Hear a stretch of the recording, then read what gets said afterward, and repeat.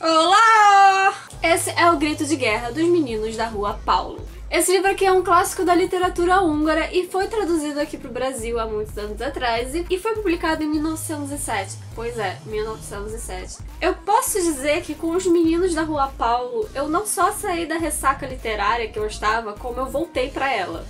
Porque esse livro acabou com o meu coração.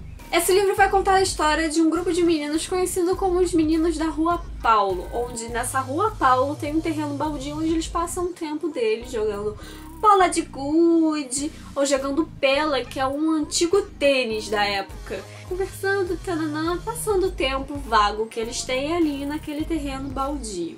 E eles chamam esse pedacinho de terra de Grunde. E os Meninos da Rua Paulo têm um grupo rival que são os Camisas Vermelhas. E os Camisas Vermelhas são aqueles valentões que tentam passar por cima dos mais fracos, sabe? E os Camisas Vermelhas se encontram no Jardim Botânico da cidade de Budapeste. Sim, a história se passa em Budapeste, o que é muito legal.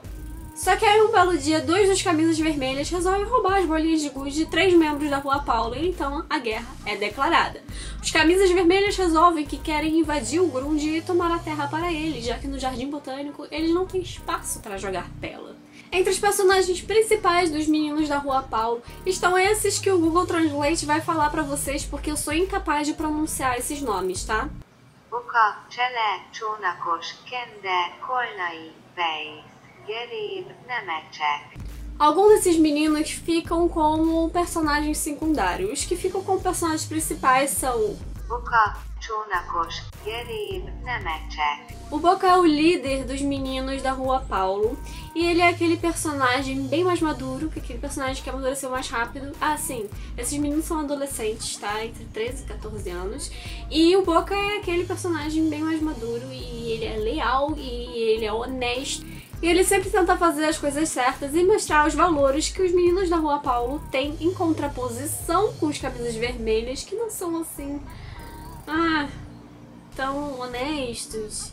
E temos o Csónako, que é também outro quase personagem secundário. Ele só não fica tão secundário assim porque ele ajuda muito os Meninos da Rua Paulo durante essa batalha com os Camisas Vermelhas. No segundo plano, é claro, mas ele ainda assim é um personagem marcante. Ele é um personagem que ele adora assoviar porque dizem que ninguém consegue assoviar tão alto quanto ele. Então ele assoviou no livro inteiro. Ele também tem a habilidade de subir em árvores sem ser escutado.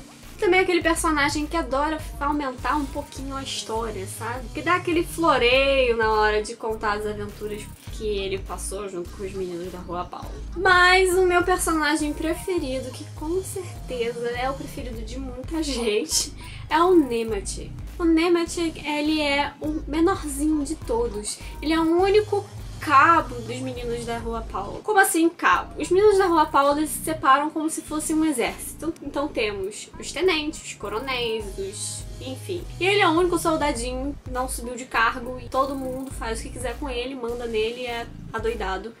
E tadinho, né? Ele é um menino franzino, um menino mais fraco e todo mundo tem por ele no início do livro que ele é um pouco covarde, que ele não tem tanta coragem de enfrentar as situações aí da vida. Mas ao longo do livro ele vai crescendo tanto, que ele vai ganhando uma importância tão grande que foi assim... tô apaixonada por ele.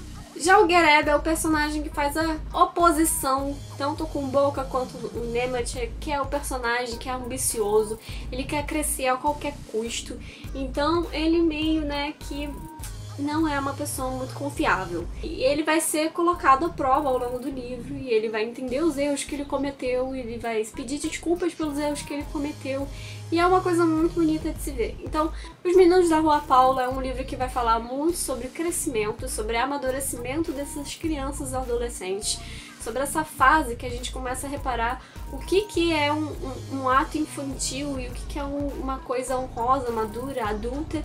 E por isso que esse livro ele consegue ser atemporal e universal, porque é uma história que poderia acontecer em qualquer lugar desse mundo, é só trocar ali o país que ele acontece. Poderia ter acontecido aqui no Brasil, sabe? Muito facilmente a gente troca pela por futebol e tá tudo certo. Esse livro aqui também tem no finalzinho uma análise dessa obra por Michael Laube, eu não sei como fala cara, eu não sei nem qual a nacionalidade desse cara, mas vamos dizer que é Michael Alp, tá?